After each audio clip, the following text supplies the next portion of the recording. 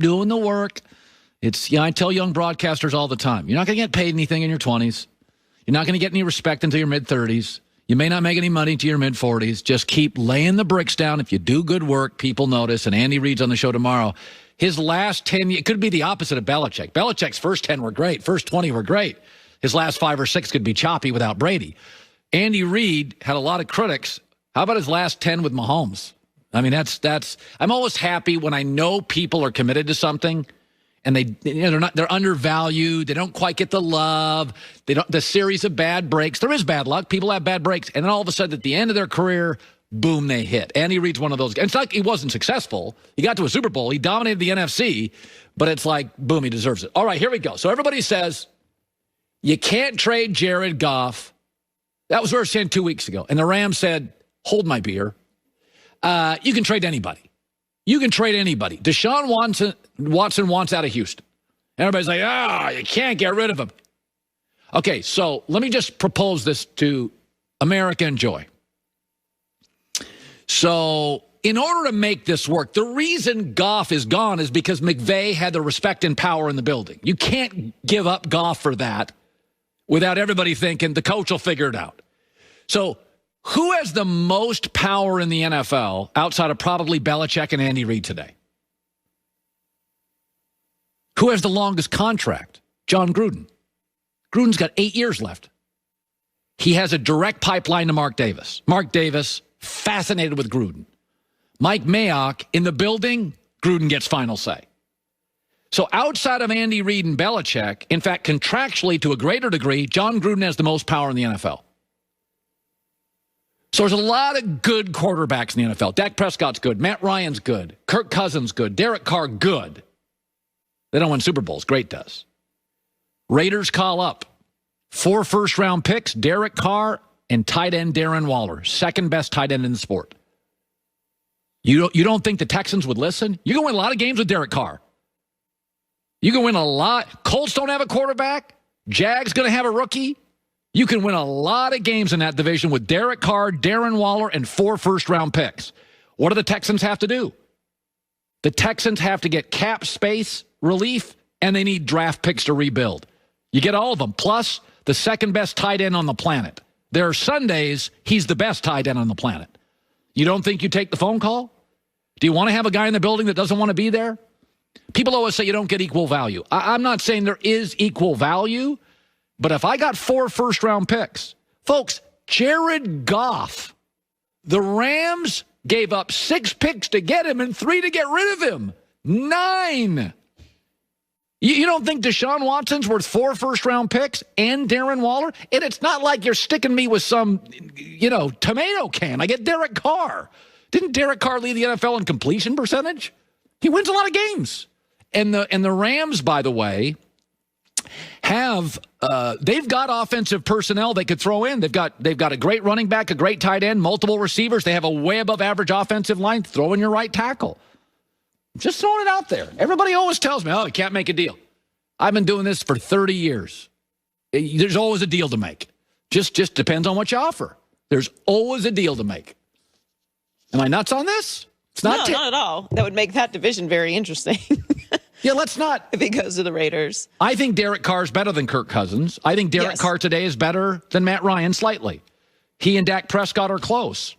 Well, the equal value is this idea that you're going to get Deshaun Watson back in a trade.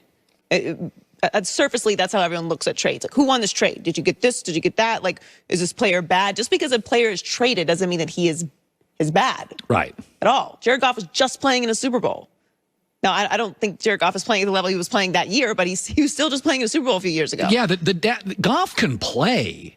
The question is, what's he going to look like with Dan Campbell? But there's fit. Well, yeah, I mean, look, like similarly to the Belichick-Brady conversation, it's much safer to be on the Stafford-Rams side of this trade than it is with Goff. I think it's going to be a rough time for him there. But my point is, the equal value conversation is you want to get the same thing in the trade. That's not how trades work. Sometimes you need something, another team needs something else, cap space, picks. Yeah. There's not a fit. There's all kinds of things that go into this. There's more nuance than that. Scott Pioli, by the way, was just on. If I recall, I could be wrong. Pioli last year said Detroit should draft Herbert. I should have asked him that. I think he did. Well, if he did say that, he was very right. Colin right, Colin wrong on a Monday. We're loaded today. Jimmy Johnson, the Hall of Famer, too, next hour. Ben's the best or nothing. So I want to talk, Scott. First of all, thanks for coming on the show. Thank you so much for doing that. I love that. Thank you, Scott. No, thank you for having me, Colin. Great to be here. So, it's interesting. All my friends, Saturday night, we're all on FaceTimes. We're going crazy on this trade. And everybody's like, man, they gave up all these first-round picks. But it's interesting. If you look at the scouting department for the Rams, they have done a really good job. Second, third, fourth, fifth, starters everywhere. So it tells me, A, they were over Goff, but it also tells me the Rams have incredible confidence in their scouting department to give up first-round picks. That's my takeaway on it. What was your takeaway on it? Well, I think that they had to give away the picks in the first place because in order to unload that contract, the Goff contract, you were going to have to give up a lot in return. So they've done a good job. They've had to use all methods of player acquisition, Colin. So yes, they've done a fair job in the middle rounds and in the second round, third round. They've done a fair job. But again, let's remember the best player on their football team was a first-round pick in Aaron Donald back in 2014. So it's a dangerous way to build your roster. They trust their system, but we're going to see how this goes. Part of the fact is they keep going in, right? In 2018, the Rams had to go all in and make some trades and sign some free agents, spend a lot of cash in order to get players and make some trades. So as much as they have confidence in their drafting acumen, I think that there's also this realization that they have to go outside of the draft to acquire players that are going to be good enough to help them win, or compete for a championship. Now, listen, we know Matt Stafford's talented. He was the #1 high school player. He was great at Georgia. I watched him for 3 years. I've watched him in the NFL. But I said this last week. There are players that I hear about their talent. I use Tracy McGrady in the NBA. I heard for years he was better than Kobe, he was better than Michael, and I'm like, he never won a playoff series. Chris Paul aesthetically didn't have the glamour, the hops. Chris Paul just wins everywhere. At some point, you got to win games. Stafford is talented. But, Scott, I'm over it. Okay, I got 12 years, 4 winning seasons. I'm not even asking him to beat Aaron Rodgers or the Super Bowl. Just beat the Bears. And, Scott, I'm a little worried he has struggled to win big games. Is that a fair criticism? It's a fair question. I don't know if it's a fair criticism yet because we're going to find out in the next couple of years whether or not it's an actual fair criticism. Because, again, if you look at some of the dysfunction that has existed in Detroit, and that's not, trying to cover up all of the mistakes that Matthew has made at different times. He is a very talented quarterback. I think he's a winner as a person. I think he gets it. Everything that I've seen of him, I think he has a chance. He has had a lot of difficulty in terms of the team he's been surrounded with. And again, also, Colin, the truth is stability within an organization is such a critical thing, especially for young quarterbacks. And a lot of his youth was wasted by a lot of instability. So again, I hear the questioning and the criticism, but I think we're going to find out right now real soon. So, there's always been this. I remember talking, Scott Pioli joining us, 5-time exec of the year. There was this. I talked to a college athletic director once, and he said, listen, if my coach wants another job, I don't want him in the building. And I thought, well, you got a contract. Keep him in the building if he's a great coach.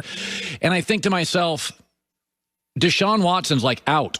He is emotionally gone. If you ran that franchise, do you just try to save it, get 4 first-round picks and a good player? Do you want him in the building? I try to save it, Colin. I mean, I try to save the player and keep the player. Because, again, you just made a really important point.